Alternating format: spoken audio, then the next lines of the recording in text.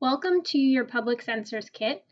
At the top of the box, you'll see two strips of Velcro, which allow your kit box to serve as a workstation and stick sensor parts onto it.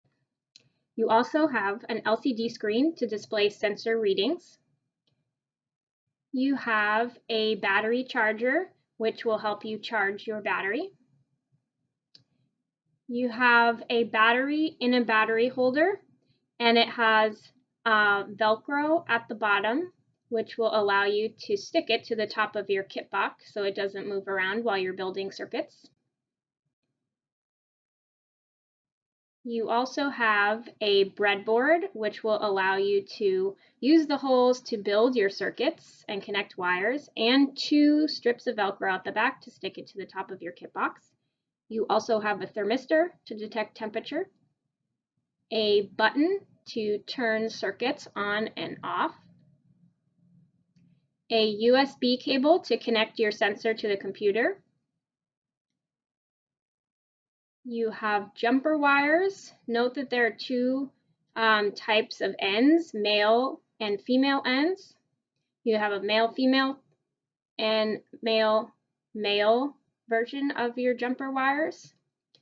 You'll have a variety of resistors. That one is 680 ohms, followed by 4.7 kiloohms, and 220 kiloohms, which are different resistor values. You also have two small LED lights, which you will use in circuit building. You have a thermometer, a glass thermometer that comes in a bubble wrap pouch, so just be careful with that, and a digital temperature sensor called a DS18B20. Finally, you have the microcontroller, which is the brains of your sensor, and you can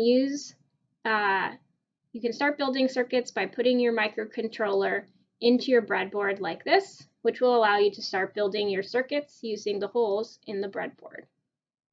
And you can remove it as such.